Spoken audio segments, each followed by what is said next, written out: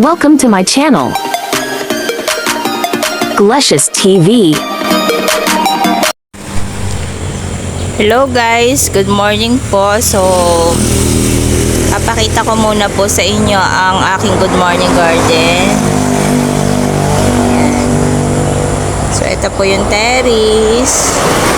Tapos, yan po yung bago kong landscape. Ayan po yung garden natin, papunta doon. And, ayan, ito po yung front yard. So, ito ay improve po natin kasi nawala po yung kanyang ibang color, bagong linis.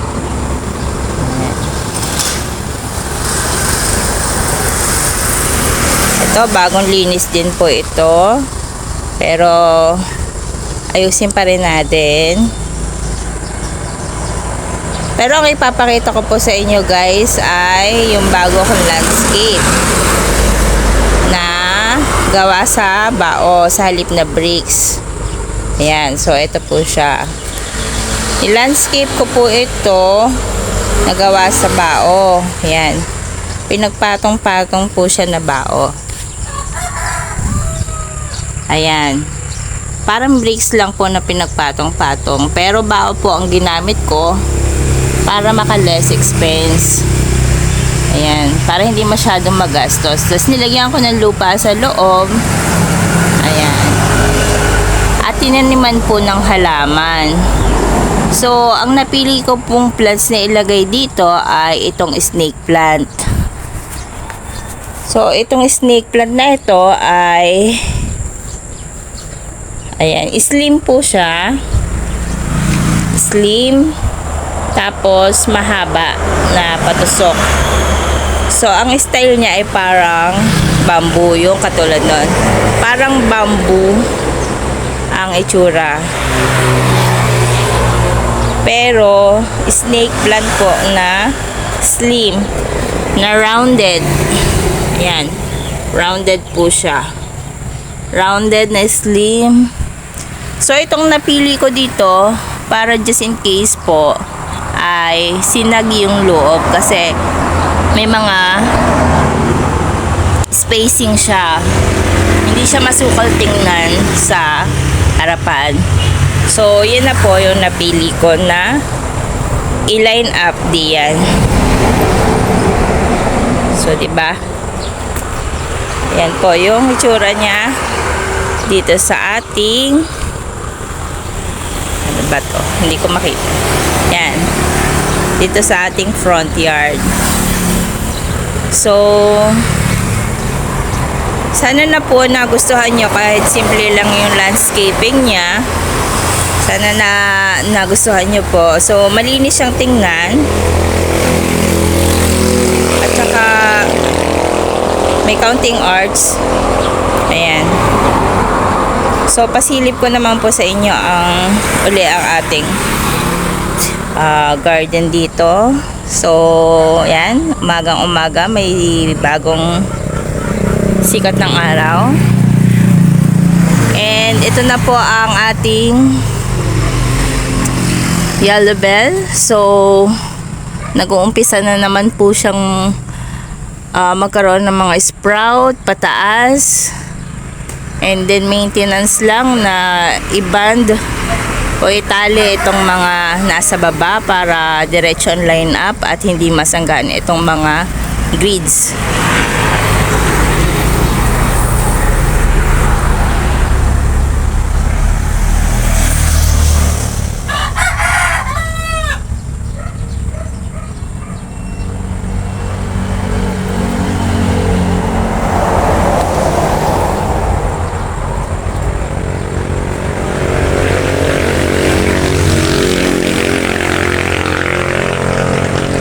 Ayan, isi-share ko po sa inyo yung ito yung yellow bell, oh. Nagkakaroon siya ng suloy pataas. So ang gagawin nyo lang po ay hahawiin nyo siya ng pagayon, ibabad, tapos ayan, tatalian nyo ng kahit anong panali. Ganun lang. para ma-maintain po na siya ay hindi masukal.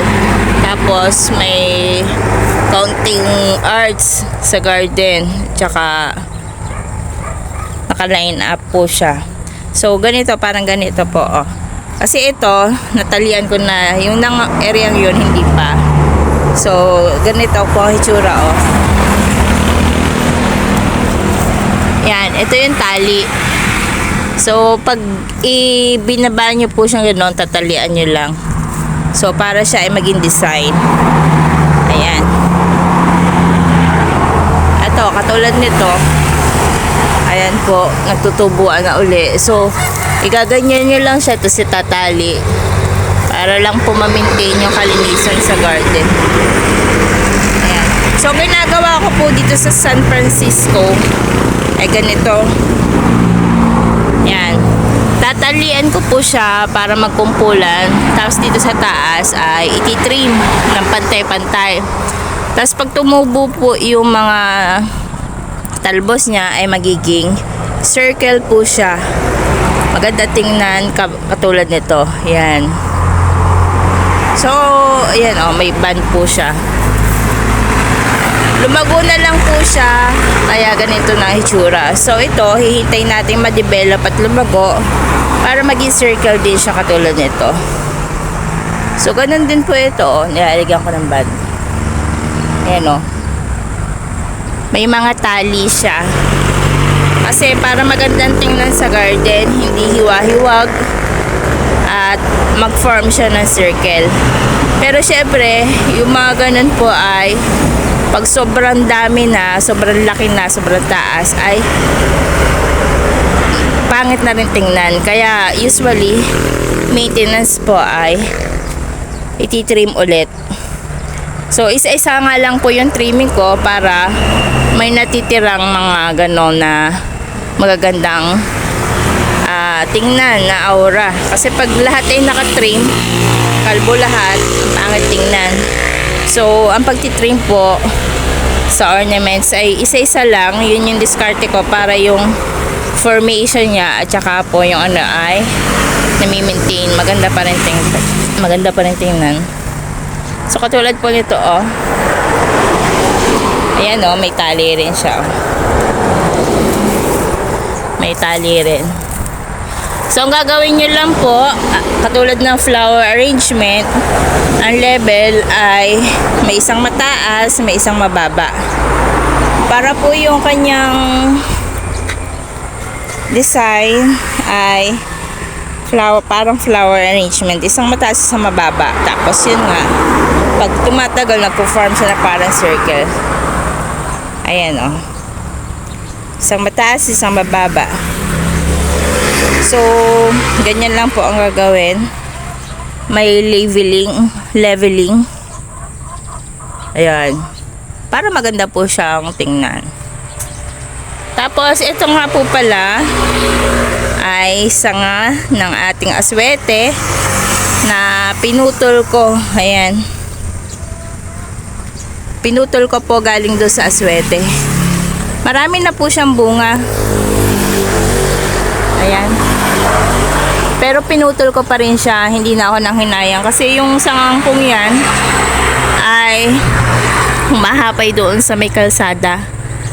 Ay baka maka-aksidente kasi hindi nakikita yung left and right ng kalsada kapag tumatawid. Kaya ang ginawa ko, kahit medyo marami ng bunga, ay pinutol ko na talaga siya. So ang gagawin na lang po natin dito, kaya inista ko ay gagawing trailings ng aking mga gulay para hindi na ako mahirapan sa paggagawa ng trailings. Kasi nga tamad po ako maggawa ng trailings. Kasi nga po, sayang po yung oras. Marami pa pong gawain. So yun lang po guys, and thank you for watching. Thank you for watching. Hope you subscribe to my channel, Glecious TV, and click the like button